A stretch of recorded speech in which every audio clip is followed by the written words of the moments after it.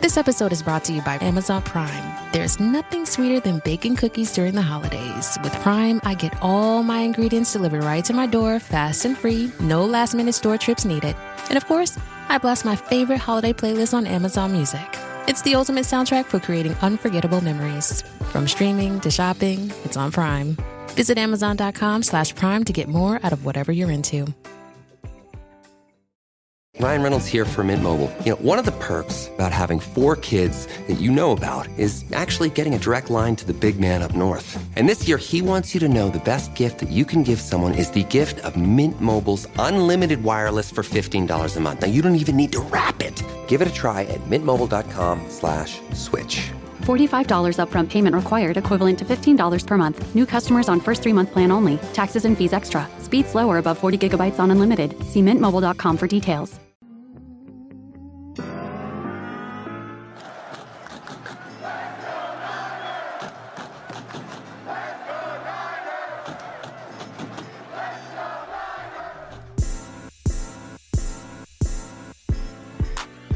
Welcome into 49ers Access. My name is Sterling Bennett, and today we're going to talk about 2 important things regarding the San Francisco 49ers. One of those is the Niners potentially extending Talanoa Hufanga's contract after or maybe even during the current season. The other thing is De'Vondre Campbell is finally gone. We got some more stories, some more quotes from some players inside the locker room we have to talk about today. But first, don't forget to like, share, subscribe, leave that review, give us a 5-star review on the audio podcasting platforms, and let's dive into the Niner news that is from December 16th, 2024, starting with De'Vondre Campbell. If you don't know yet, De'Vondre Campbell is no longer a San Francisco 49er. Technically, he's still on the roster, but by all intents and purposes, his time in San Francisco is officially done. The team suspended him for the remainder of the 2024 NFL season, and he's on a 1-year contract, so he's done. We all know now that he quit on the team in the third quarter of the Thursday night loss against the Rams. Now, Campbell playing wouldn't have changed the game that much, and I can argue that him playing would have actively hurt San Francisco's chances to win that game. But nonetheless, Campbell walks out. We have learned since then, though, that General Manager John Lynch confronted De'Vondre Campbell, came down from the press suite, his office, all the way down to the field, confronted Campbell on the sideline. And the reason why you saw Campbell walking to the locker room during the game, smiling and smirking in full jersey, is because General Manager John Lynch sent him there, told him, pack it up, get out. John Lynch, the general manager of the San Francisco 49ers, stood on some business. The guys on the NFL Fox broadcast were joking about how you don't want to see a red 47 out there, that being John Lynch. He's a scary dude. And the quote by Jay Glazer was the usual humble and calm John Lynch. That essentially tells you that John Lynch was not calm. He was not humble. He was irate. He was furious. And even today, the Niners released their comments on De'Vondre Campbell's suspension. It was as simple as, we have suspended De'Vondre Campbell for 3 games. That's it. That's all I have to say. No further comment. It was a complete and utter, we are done with this dude. I'm sure by now you've heard the comments from Kyle Shanahan either in the post-game press conference, or you've heard Charvarius Ward's comments in the press conference or the locker room after the game, George Kittle's comments. It has been a full, complete, and utter, you are the red scar. You're wearing the scarlet letter on this team. Get out, never want to see you again. That's been the message by the locker room and the team. And today, the Niners held a kind of bonus practice because they had the short week last week. So they practiced today, and post-practice, the media went into the locker room, and they got some interesting quotes from Deommodore Lenoir and Nick Bosa. Deommodore Lenoir was asked, what do you think of De'Vondre Campbell? Where were you at? How do you feel? Because Lenoir didn't talk to the media after the loss against the Rams. He only posted on Twitter. So knowing Lenoir, who was in a kind of led a team meeting before the win against the Bears, they wanted to get his comments, and he said, and I quote, "I just lost all respect. I'm a person that's going 110% every play. If I am hurt and the guy behind me is not backing me up and can't come in or don't want to come in, I just feel like he's a cancer to the team." So according to Deommodore Lenoir, De'Vondre Campbell, to him, is a cancer to the team. If that is not a clear message to get this dude out of here, I do not know what is, or what could lead to you not thinking that. Nick Bosa also said that he can hear De'Vondre Campbell complaining pregame. So the Niners knew about this, or at least the team knew about this to a certain degree before the game started. Obviously, I'm sure their thoughts were, yeah, he's bummed he's not starting, but that's how the NFL goes. You were assigned to be a placeholder. You're not playing now. You can be bummed about it, but we're going to need you, right? If we want to make this run, you're going to play some part of that. Now, what part is that going to be? None now, but even then, I don't know. But some part. Greenlaw maybe on a snap count or a pitch count. Campbell comes in or so. You saw on Thursday night, Greenlaw couldn't finish the game. Campbell, get in there. Apparently he was complaining during pregame. In the locker room, aloud for his teammates to hear. Bosa did say he nearly stepped in to kind of put an end to it there, but didn't want to make it a bigger deal, thinking that, hey, this will probably go away. It's a player airing his grievances. I'm sure it happens a lot amongst the team and amongst the players, but he didn't step in. He said, I kind of saw the foreshadowing, and I definitely didn't think it was going to be the result that it became. Going to show that, like, no one thought De'Vondre Campbell, despite maybe his anger or his frustrations, was going to do what he did. Like, this is the NFL. You are supposed to be a professional. When you don't start, yeah, you can be upset and sad, but don't boo-hoo, whine, and cry and complain in the locker room. Then be active on that game day. Don't, like, had he told the head coach, Kyle Shanahan, had he told the team before the game, I'm not playing, that is the head coach's fault. But according to what's, we're kind of piecing together here, he didn't tell people at all he wasn't playing. It was simply just third quarter. Hey, De'Vondre, get in. He was like, nah, I'm good, cousin. Like, cuz I am good. I'm not going to play. Lynch comes down, says, get out. That was the end of that for De'Vondre Campbell's time in San Francisco. They are trying to get back part of his signing bonus, and I'm not sure if they're going to be able to maybe kind of revoke his dead cap money next year, but by all means, De'Vondre Campbell is done in the city of San Francisco, and I would not be shocked if he doesn't play another down in the NFL.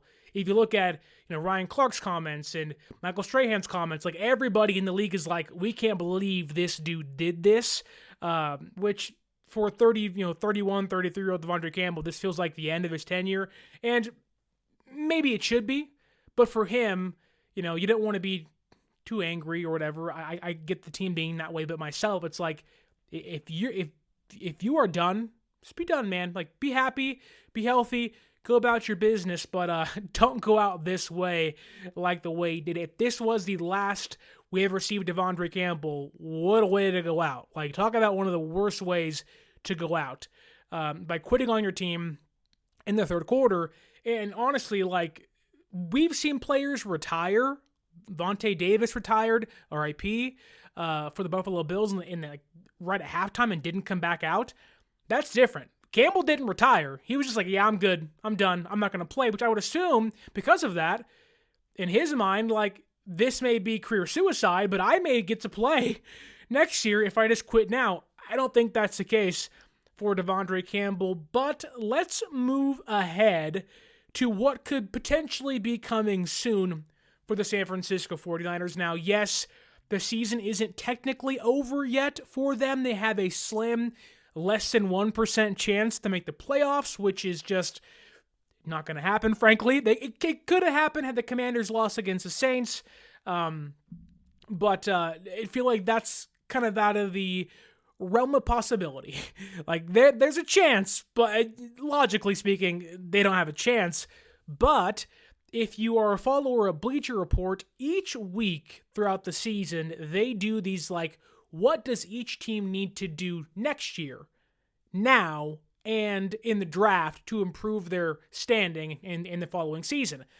In previous weeks, it was the Chargers signing Charvarius Ward. It was the Niners signing one of the Cardinals' offensive linemen. It was the Cardinals signing Aaron Banks from San Francisco. In this week, it was the Niners drafting Dylan Gabriel, which is crazy. But this offseason is going to be big, right? This is going to be a massive offseason for San Francisco. A lot of things can happen.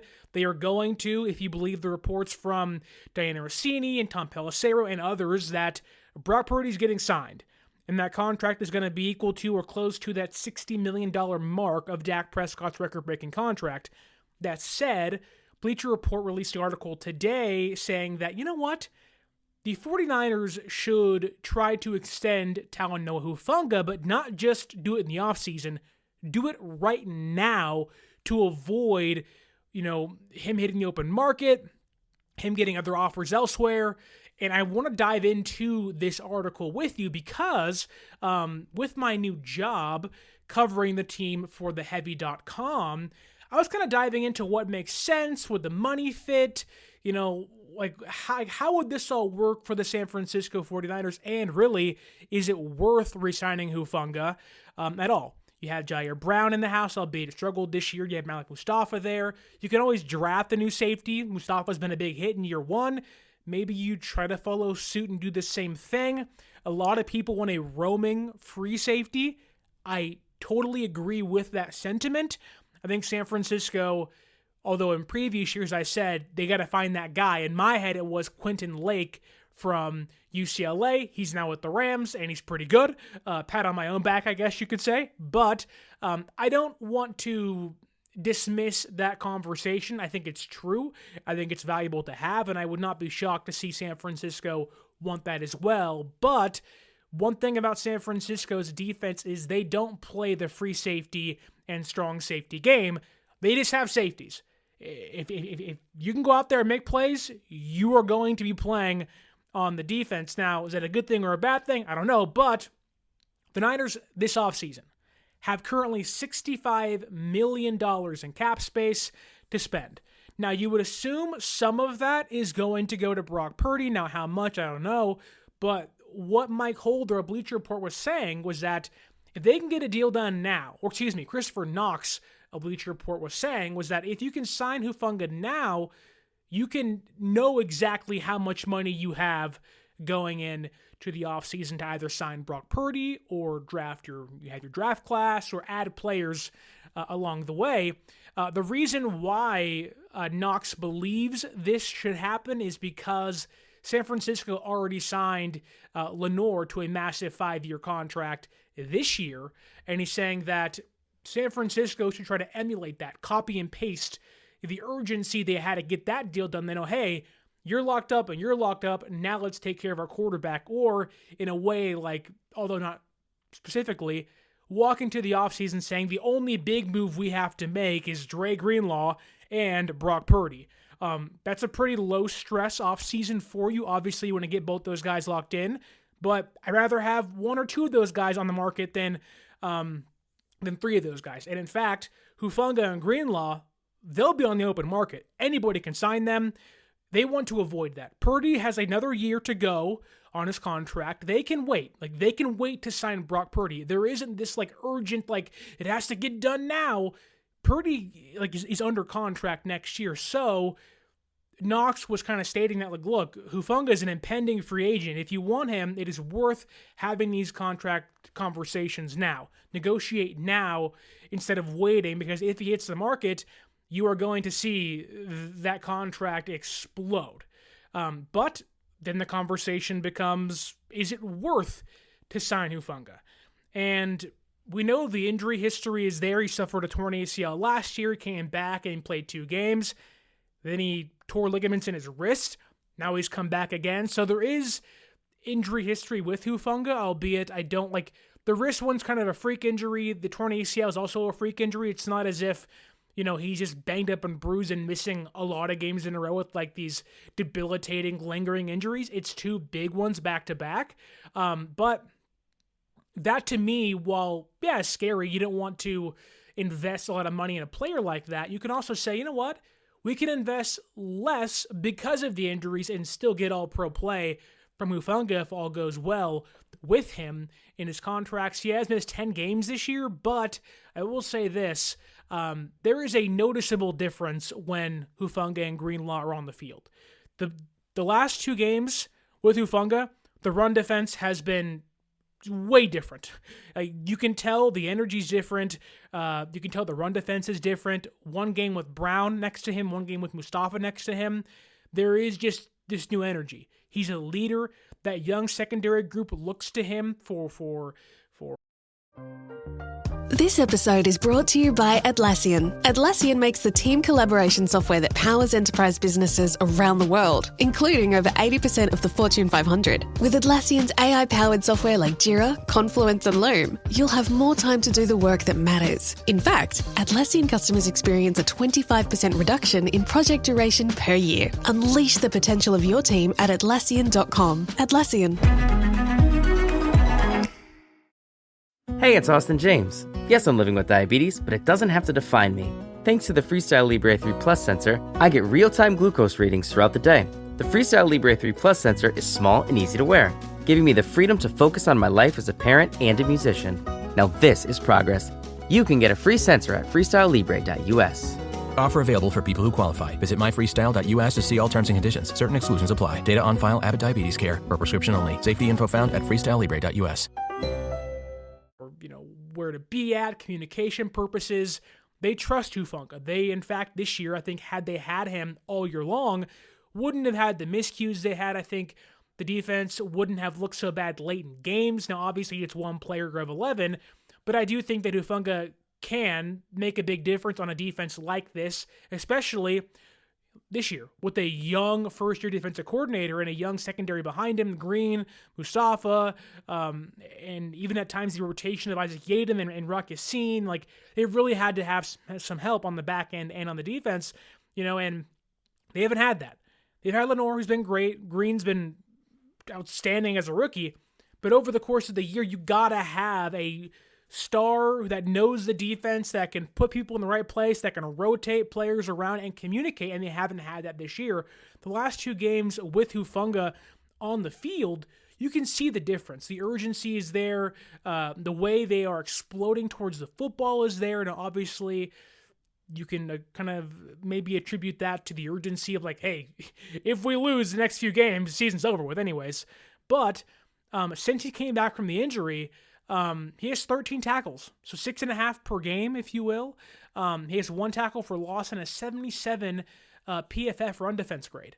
That is phenomenal. Like, if you told me my starting safety would get me 6.5 tackles, a half a tackle for loss, or 1 tackle for loss, and a 77 PFF run defense grade, you're talking about like another All-Pro season from your safety. You're talking about like this is who he was in 2022 this year. Now, they haven't had that, obviously, but I think getting Hufanga locked in for, it doesn't have to be 5 years, but 1 to 2 years, 3 years, I think benefits both people. Maybe you put an opt-out in there. I don't know how they want to work this thing, but I think it would really help San Francisco and Hufanga, because my fear is that Hufanga would leave for the Rams or the Chargers, right? The Chargers have Jim Harbaugh there, obviously an ex-Niner now. They don't have ties, but Hufanga's a USC kid. May want to go play back home. I can see him saying, you know what, I'll go play for the Rams or the Chargers, where they're playing stout defense on the Chargers side of things. They have the mentality that I do, and I get to play in front of my home crowd every single Sunday. I can see that happening. But I do think San Francisco should at least come to the table saying, hey, let's make this thing work. Let's make this thing fit, because it has been so clear as day, that in 2024, without Hufanga on the football field, this defense is not the same. Now, you can look to last year. Hufanga wasn't having a great season, unfortunately. Pre and post injury, like he wasn't great before the ACL. It kind of a lost year for him. When he came back early in the year, he wasn't great, but I can attribute that to the injury and the recovery he was having. And he didn't have the time to kind of find his footing before he got hurt again. But you can tell now that the knee is fully healed and it's only the wrist he has, like he looks like the player he was a few years back. And you have is kind of clamoring for them to get a deal done. Now, Knox goes on to look at the current cap situation in San Francisco and like kind of predict the contract he believes Hufanga should get. So right now, as of December 16th, San Francisco has $50.9 million in cap space. They're going to have $65 million going into next year. But obviously you you have to go, okay, the draft class, free agents you have to bring back, or guys who want to cut, or guys who want to add. They're going to walk in the next year with $65 million, but currently $50.9 million in cap space. Knox says Hufanga's contract prediction that he would sign him to is 3 years, which makes perfect sense. We already talked about that. He's going to be in his mid to late 20s next year. It's not going to be this always in his 30s. He's a younger player entering his prime that can still give you a lot of good football ahead of it, but it's only 3 years, $45 million. That's nothing. That is nothing compared to what others are getting. It's only $15 million a year, and Knox said give him $19.5 million guaranteed. So that's a low guarantee, which is basically like nothing towards your cap hit. The injury history brings it down for you. You aren't tied to him financially forever. And you know San Francisco, they work these contracts to work for them. They structure them in a way that can give them outs, and they can, find ways to trade them or cut them or post-June, pre-June. Like, you can do all these things, kind of like Deebo Samuel and Javon Hargrave's contracts currently. But I think a 3-year deal for $45 million with $19.5 million guaranteed for Talanoa Hufanga makes a ton of sense. Now, that sounds like a lot for a safety. That would be, as of today, the second highest contract for a safety in football, but the safety market next year might explode. You have Javon Holland of the Dolphins out there, Jesse Bates, Justin Simmons. Like, there are so many other safeties that are going to hit the market again, where if you wait to sign Hufanga or try to sign him, he may see Javon Holland get 17 a year and say, well, I want that. Or say Holland gets 20 a year. Like, you saw Xavier McKinney get banked. Like, his contract is so above the rest of safeties. You may see Holland ask for $55 million, $70 million, which is crazy. But if you're Hufanga, and you're San Francisco, why wait? Don't wait to see that money and numerical value explode. Don't be like Brandon Ayuk, right? Where you wait and you sit back and you go, we can postpone this and push this thing off. And then all of a sudden, Jalen Waddle signs, and Amon-Ra St. Brown signs, and DJ Moore signs. And then Ayuk is like, well, now I want $30 million a year. And you're like, we don't want to do that. And then it becomes a stalemate. Now, the difference is Ayuk was under contract. Hufanga's not. If he's out there, he's out there. So if you don't want to lose him, I think talking about a deal now, like Knox says, is really important to do. And I'm hoping that the Lenoir signing can kind of be, or at least a sign that San Francisco views this year or this offseason as like, we want to get, be proactive, not reactive. Let's get these things done, because when you have to pay Brock Purdy, you start to hamstring your roster. You have to cut certain players. You have to restructure contracts. I mean, goodness sake, they told Kyle Juszczyk in the offseason, take a pay cut. He was like, oh, restructure? No, take a pay cut. Like, we want to pay you less. There is no difference. We just want you to pay less. He was like, well, that hurts my feelings a lot. I don't really want to do that. And they were like, well, too bad. He was like, oh, okay, cool, I guess. But now this year, they've already restructured Javon Hargrave's contract, where he could be gone by the end of, or the beginning of the offseason. Deebo Samuel's contract, albeit isn't like a massive saving, if they cut Deebo Samuel with the post-June 1st designation, they can get $17 million the next 2-ish years. So, like, they can save some money and cut a player that hasn't been the same this year, is how I'll put that.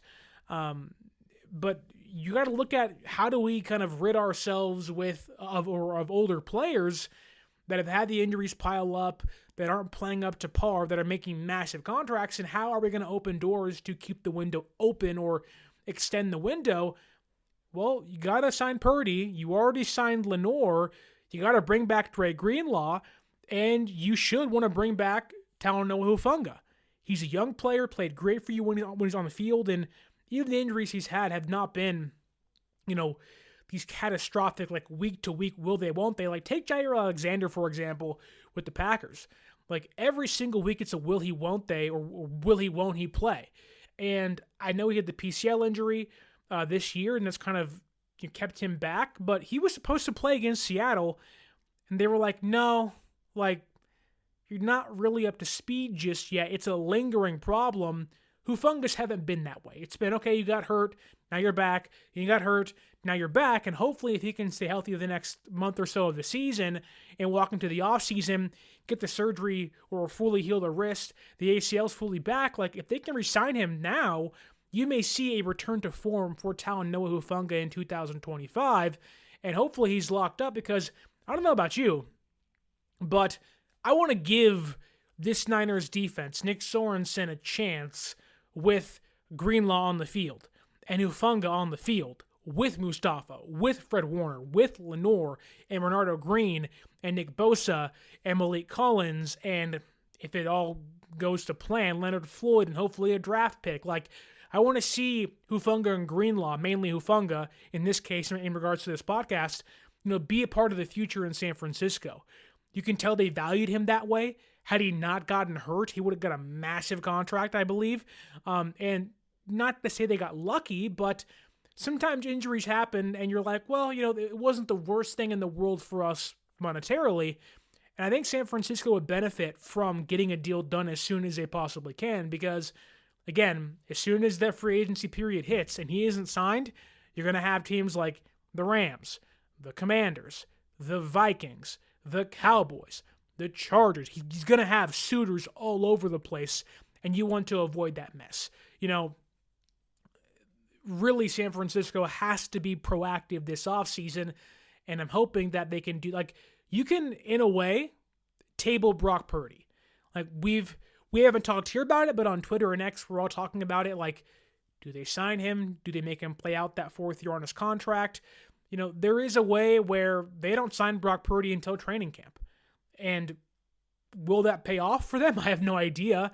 You don't want to have your quarterback not be there for training camp, but I don't think Brock is a guy to not show up in training camp, even during negotiations. I think he'll prove to be there like Fred Warner did, like George Kittle did.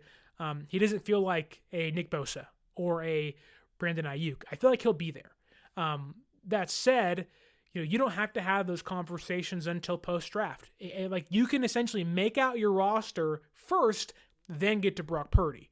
And I think that might be the best way to go about things because there is no rush or pressure to ink Brock Purdy to a new deal right now. I think there should be some pressure. I don't know how much that is, but there should be some pressure to lock up Hufanga and Greenlaw now. Now, maybe they want to wait until the season's over with, before, free agency actually begins, kind of the weird in-between period during the playoffs maybe, and maybe want to see those guys prove they can stay healthy for the full, remainder of the 2024 season. But I have a hard time believing you can watch those two guys play and the energy they play with and how they impact the roster in the defense and go, wow, look how they played against the Bears and the Rams. 12 points against the Rams. They were dominant against the Bears. And a lot of that is due to the impact that Greenlaw and Hufanga have had. And I'm hoping San Francisco can kind of, I guess you can say, steer towards getting a deal done sooner with the Tongan Tiger, former 5th-round pick out of USC, before the offseason hits. But what do you think San Francisco should do with Talanoa Hufanga? Tell me down below in the comments. Do you want him back? Do you think a 3-year, $45 million deal is too much for a player that's had back-to-back serious injuries? Or do you think, you know what? I've seen enough. I want him back for the long haul. I want to have Hufanga on this defense ready to go. And sound off on De'Vondre Campbell down below. Are you like Deommodore Lenoir? Do you think he's a cancer to an NFL locker room? Do you think he'll ever play again in the NFL? Put your comments down below. Don't forget to like, share, and subscribe. on the audio podcasting platforms. Give us that 5-star review. Tell us what you think about the show and what you think about Hufanga and De'Vondre Campbell. And if you could, follow us on social media at 49ers_access is the X or the Twitter. 49ers.access is the Instagram. If you want to see your Niners play this year, or let's say you want to see Willie Adames hit nukes out at Oracle Park this year, maybe you're a Warrior fan and you want to see Dennis Schroeder play next to Stephen Curry and Draymond Green, go to SeatGeek.com and you can save yourself $20 off your first purchase by using promo code 49ErsAccess, 49 ERSACCESS at SeatGeek.com. And if you want to, you could also go to SportsSpyder.com. It is your one-stop shop for all of your favorite teams, news, articles, podcasts, YouTube videos, everything you could want from your favorite teams, up to date. News, articles, podcasts, everything you need to know, want to know in one place for you. That's at SportsSpyder.com. Okay, once again, down below in the comments, tell me what you think of Hufanga. Would you re-sign him? Would you let him go? I've also linked the article down below. You can check out all my work on theheavy.com in regards to the San Francisco 49ers. Don't forget to leave a like on the way out. Hope you have a great rest of your week. Stay tuned. We are going to preview the Niners and Dolphins coming up this Sunday, hopefully on Thursday night, maybe on Friday morning, but stay tuned for that. That's why you gotta follow us on social media. I'll give you an update on there. But enjoy the rest of your week. And as always, my name is Sterling Bennett, and stay faithful.